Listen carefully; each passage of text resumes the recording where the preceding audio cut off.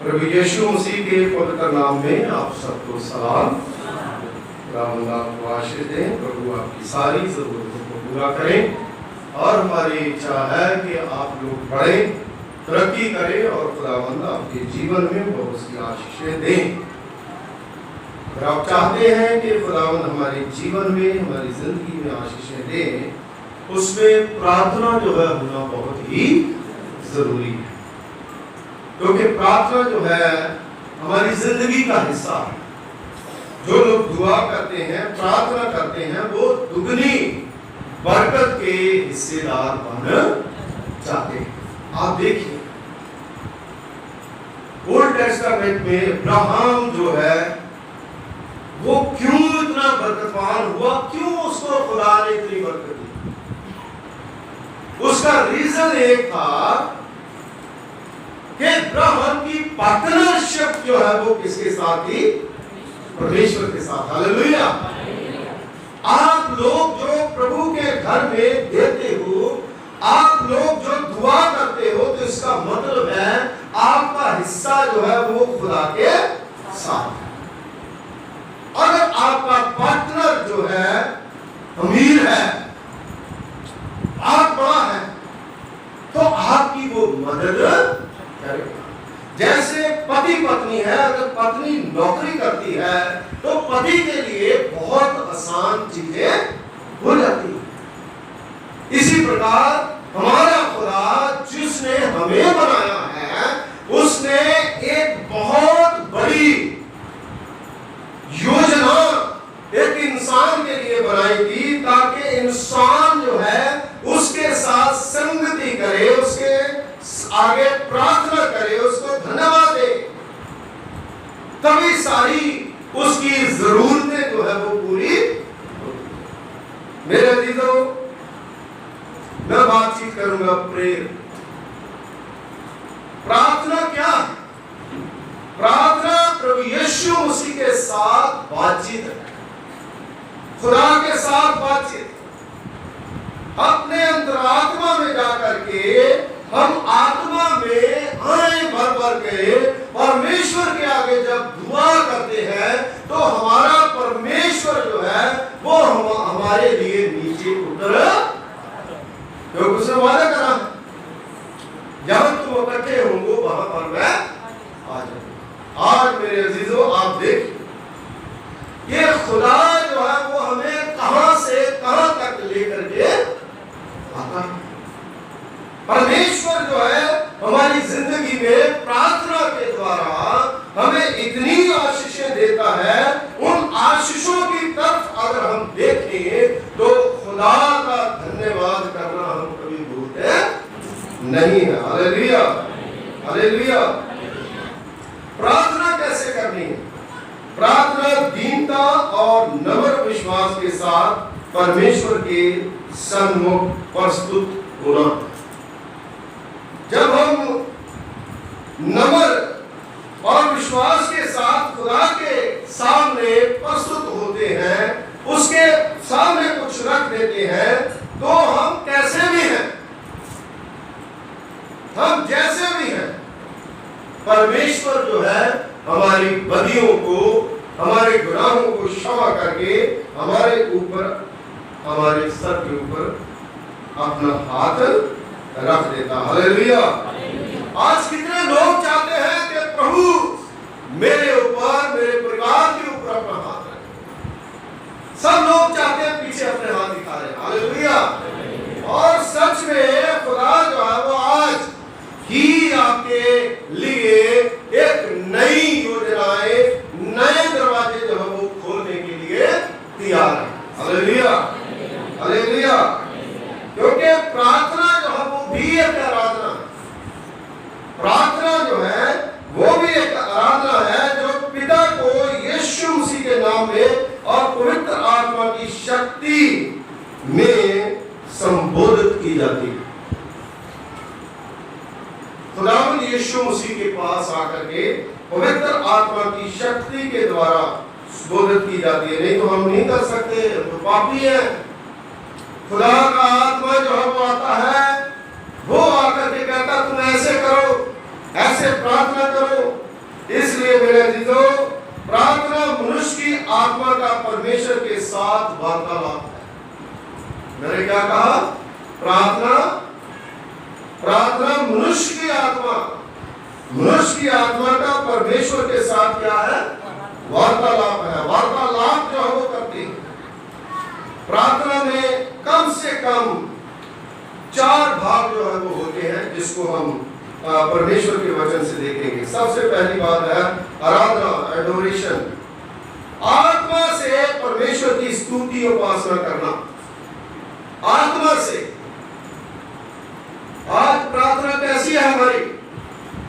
जब आत्मा हमारे अंदर आता है परमेश्वर का, तो खुदावंद की ऐसी बरकत आती है कि जो आप सोचते हो वही हो जाता। Hallelujah, hallelujah. आप ऐसा कभी मत सोचिए कि हमारा खुदा जो है ये चीज हमें दे नहीं सकता, क्योंकि उसने तो पहले वादा करा, मांगो तो तुम्हें दिया। हालेलुया। खुदा से मांगिए, परमेश्वर से मांगिए। और खुदा से जब हम प्रार्थना करते हैं तो ऐसा सोचिए कि ऐसा परमेश्वर ने हमारे लिए कर दिया है। हालेलुया। भजन संहिता 95 उसका 6 भजन जो है आप पढ़ सकते हो। दूसरी चीज है पापों का अंगीकार, कन्फेशन।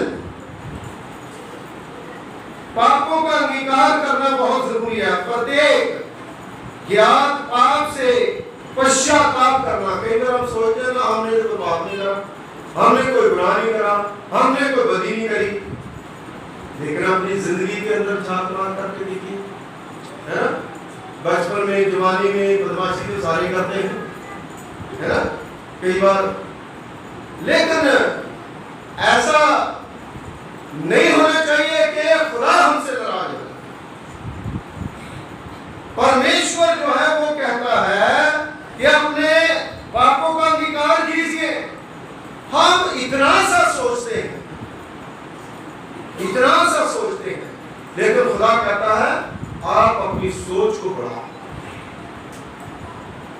तब परमेश्वर के पास आओ, अपने पापों का पश्चाताप करो। भजन संहिता उसका 32वां भजन उसकी 5वें आयत में लिखा है, आओ हम झुक करके प्रभु को धन्यवाद करें अपने कर्ता के सामने। झुक करके प्रभु को धन्यवाद करें। झुकने का मतलब होता है अपने पापों का पश्चाताप करना। जो अनदेखे पाप है, जो खुदा जानता है, उनके लिए पहले कई बार बहुत सी चीजें जो है लोग कई बार कहते थे कि फादर जो है उसके कान में जाकर के अपने पाप जो है वो बताते थे। क्यों? क्योंकि उसके कान में बताएं, कहीं और किसी को पता। तो मैं कहता हूं कि खुदा को बताएं, खुदा को बताएं जो माफ करने वाला, परमेश्वर को। और इसलिए प्रार्थना में ही सब कुछ छिपा हुआ है। आराधना प्रार्थना में छिपी हुई है। पश्चाताप जो है प्रार्थना में छिपा हुआ है। शुक्रगुजारी, धन्यवाद, थैंक्स गिविंग, ये सारी चीजें जो है वो प्रार्थना में छिपी हुई है। और तीसरी चीज है थैंक्स गिविंग। फिलिप्पियों उसका 4वां भाग उसकी 6 आयत जो है अगर आप पढ़ेंगे तो वचन में किसी भी वस्तु के लिए और सभी वस्तुओं के लिए प्रभु का धन्यवाद। हालेलुया। सब चीजों के लिए हम किसका धन्यवाद करें? प्रभु का, परमेश्वर का धन्यवाद, है ना? क्योंकि आज सब कुछ खुदा ने दिया। कौन सप्लाई करता है हमें सब कुछ? हाँ जी, खुदा करता है। तो आप ओडी लेकर के आए हैं, किसने दी? खुदा ने दी। हालेलुया। कल बताया मुझे, लेकिन लड्डू नहीं लाया था। देखो, हर बात में प्रभु का धन्यवाद करें, हर बात में परमेश्वर की स्तुति करें। आप गीत एक बड़ा अच्छा गीत है। मैं खुश हुआ जब मुझे कहने लगे कि आओ खुदावंद के खुशी के साथ प्रभु का वचन सुने, खुशी के साथ खुदावंद की महिमा करें और खुशियां लेकर के जाएं। कोई गम, कोई दुख जो है वो आपकी नजदीक ना आए, क्योंकि खुदा जो है वो खुशियों को बांटता है। रब खुशियों का बांटता खजाना कि आज जिन्हें लुटना है। खुशी के खजाने जो है वो खुदा के पास है। और चौथी चीज है जांचना, सप्लीकेशन, जांचना करनी, परमेश्वर के मध्यस्थता, निवेदन, विनती, अपनी इच्छाओं को परमेश्वर के सामने रखना। यीशु मसीह ने गेत्सेमनी बाग में प्रार्थना करी, एक जांचना करी थी, लेकिन जांचना के बाद उसने कहा फिर भी मेरी नहीं बल्कि तेरी मर्जी। हालेलुया। हम सोचे कि हमारी मर्जी, प्रभु की मर्जी पूरी, प्रभु के लिए हम खुदा के आगे दुआ करें, अपनी फैमिली को, अपने बच्चों को परमेश्वर के सामने रखें, अपनी जो इच्छाएं हैं उनको फेंक करके खुदा के सामने अपने आप को रखें। पहला तीमुथियुस उसका दूसरा भाग उसकी पहली आयत में आप पढ़ सकते हो।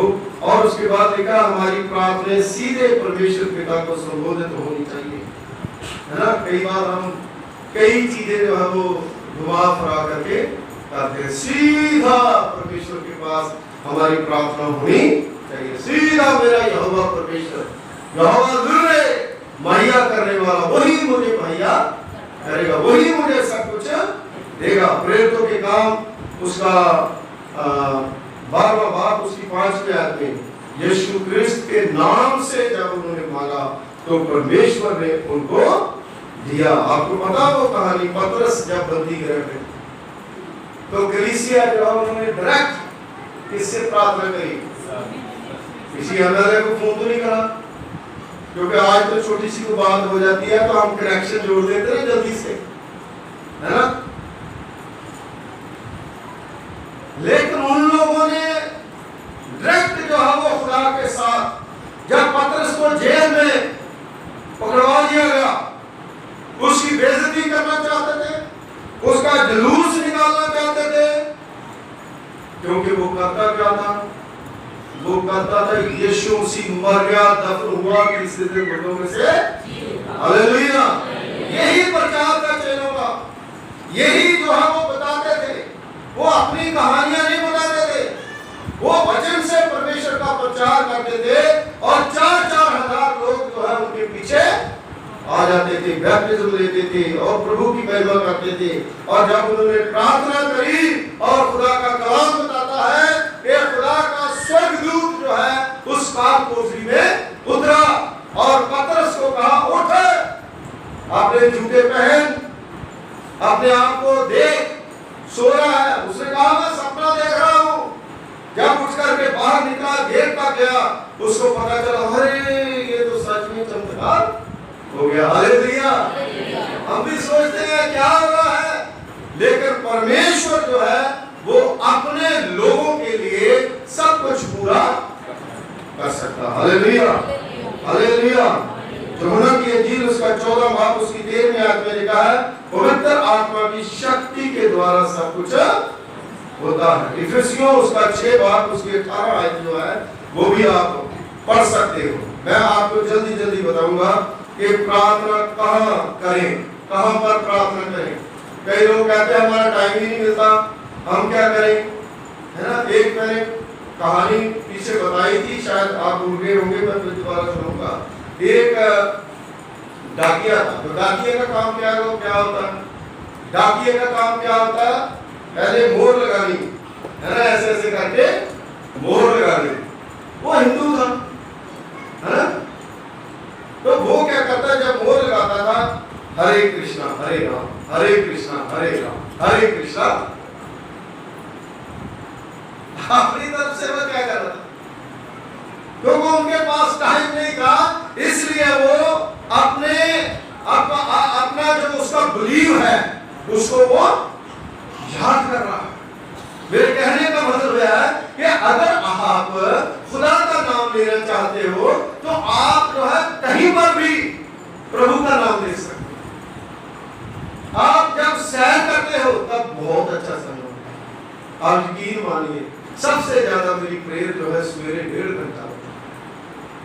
जब घर से निकलता हूँ घर तक आते हुए इतना मजा, और ना कोई दुख ना मलाल ना कोई, दुआ करते जाओ दुआ करते जाओ, और ऐसा फील होता है कि सब कुछ जो है वो हो रहा है। अपने सारे काम जो है खुदा के ऊपर छोड़ दिए हैं, अपनी कलीसिया के लिए हम प्रेयर कर रहे हैं, सारी चीजें हो रही है। तो कई बार मैं सोचता हूँ तभी सब कुछ खुदा जो है अपनी मर्जी से करता है। हालेलुया। आप लोग जो है वो खुदा के प्रार्थना करना चाहते हो तो प्रार्थना में आप लोग जो है कहीं भी अपना समय निकाल करके आप प्रार्थना कर सकते हो। पहला तीमुथियुस उसका दूसरा बाब उसके 8वीं आयत में लिखा है, सो मैं चाहता हूं कि हर जगह प्रार्थना किया करो। पहला तीमुथियुस कहता मैं चाहता हूं हर जगह प्रार्थना करा करो। अरे भाई गाड़ी में जा रहे हो तो प्रार्थना कर सकते हो, काम पे बैठे हो प्रार्थना कर सकते हो, हर जगह पर आपको मौका है आप प्रार्थना कर सकते हो, है ना। अगर आप मोबाइल देख सकते हो, उसमें बहुत सी खबरें देख सकते हो, और कई चीजें जो है आप कर सकते हो, मैसेज भेज सकते हो, है ना, लिख सकते हो, कर सकते हो।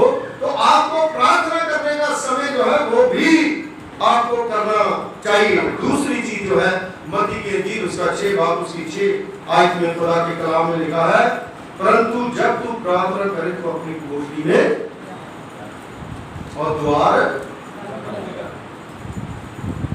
वो कोठरी कौन सी? अब मैं यहूदियों का इतिहास तो नहीं बताऊंगा, लेकिन मैं ये वर्तमान में जो करंट मतलब है हमें चाहिए वो बताऊंगा। वो कोठरी क्या है? वो हमारा दिल है। अपने में जाइए, हमारे दिल में क्या क्या चीजें हैं उसको निकालिए और प्रार्थना करनी शुरू कर दीजिए, और प्रार्थना जो है वो खुदा हमारी सुन लेगा। लिखा है द्वार बंद करके अपने पिता से जो गुप्त में है प्रार्थना कर, तो वो तो तेरी प्रार्थना का उत्तर तुम्हें दे देगा।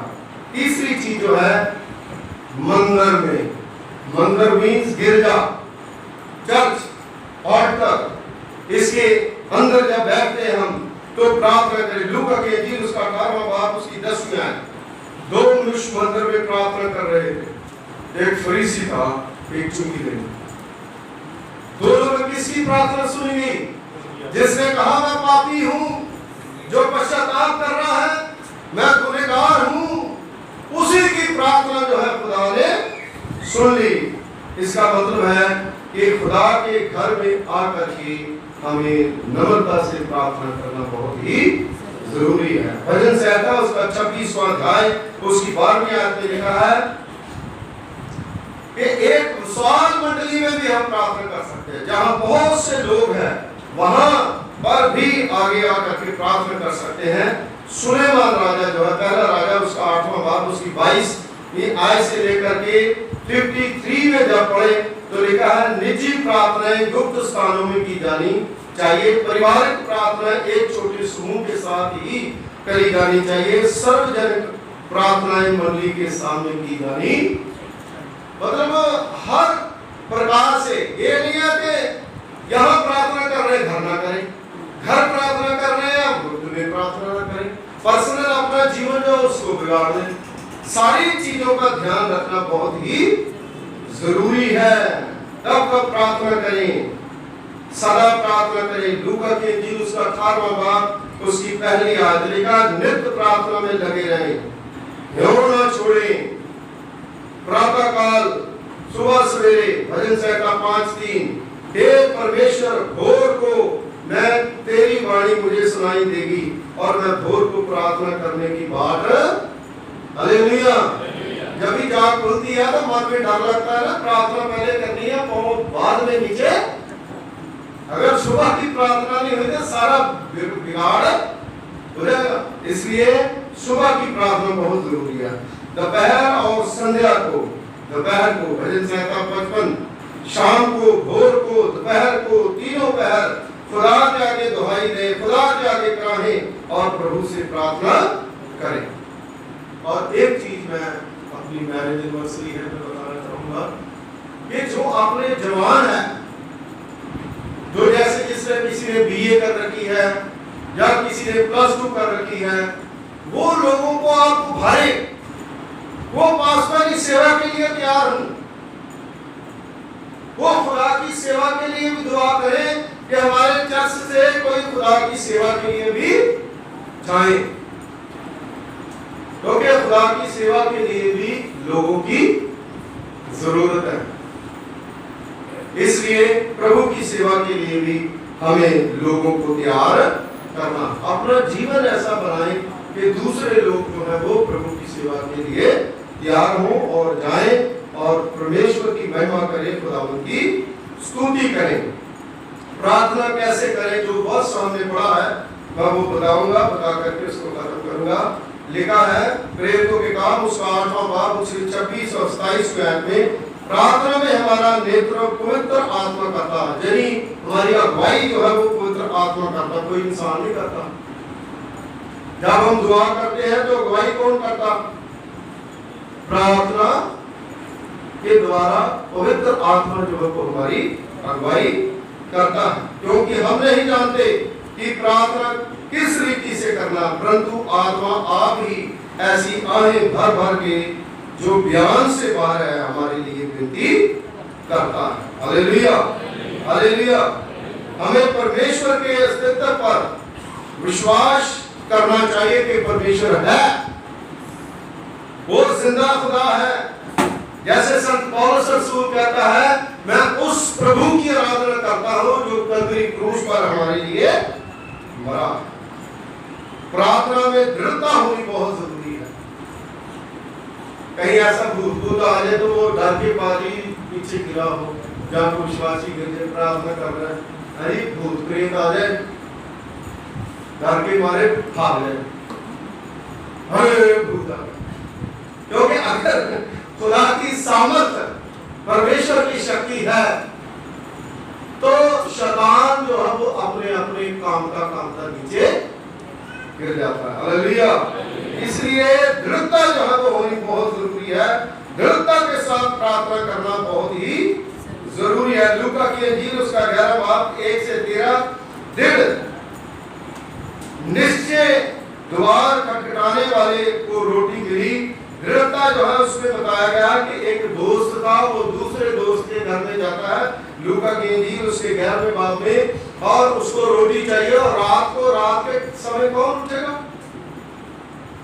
अब रोटी लेने के लिए तो जाएगा रात के समय, वो खड़काता, जोर से दरवाजा जो है खटखटाता। वो कहता है यार कैसा आदमी है, बार बार मुझे तंग कर रहा।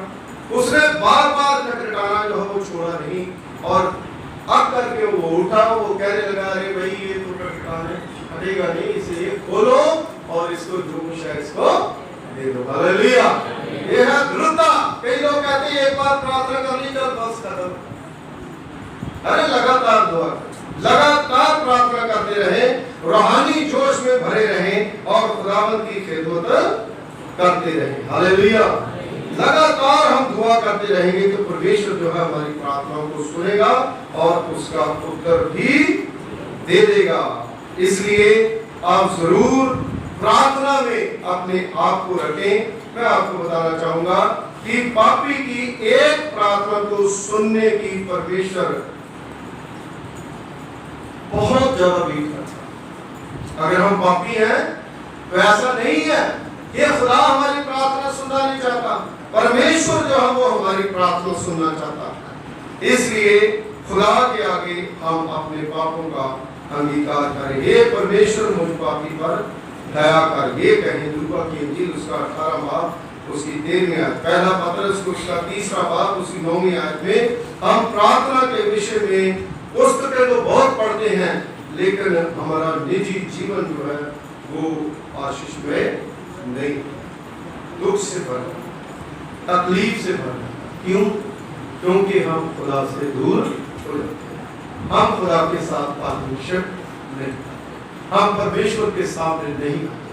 आज आप लोगों को खुदा ने प्रार्थना के द्वारा बहुत सी बरकतें दी है, बहुत सी आशीषें दी है। वो आशीषें खुदा और बढ़ाना चाहता है, परमेश्वर जो है आपको और बरकत देना चाहता है। इसलिए अपनी आंखें बंद करें, अपने सरों को परमेश्वर की पवित्र पाक में झुकाएं और दुआ करें।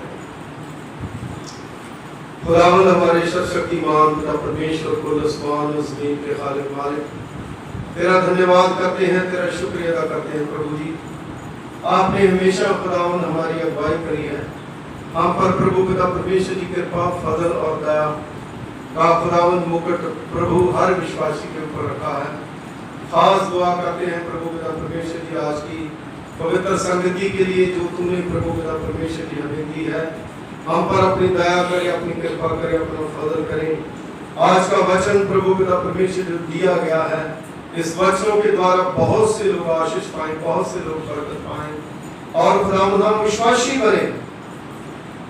हम एक दूसरे के ऊपर विश्वास करें और खुदावंद आपके ऊपर विश्वास करें। ये क्रूस का मतलब है एक दूसरे के ऊपर विश्वास करें, खुदा के ऊपर विश्वास करें। और सचमुच प्रभु पिता परमेश्वर जी प्रार्थना के द्वारा खुदावंद हम मानते हैं कि जो भी लोग प्रभु पिता परमेश्वर जी आपकी पाक हज़ूरी में आए हैं, एक एक जन को प्रभु जी अपनी आशीष दे, अपनी बरकत दे और ब्लेस करें। यीशु मसीह के वसीले से मांगते हैं, आमीन।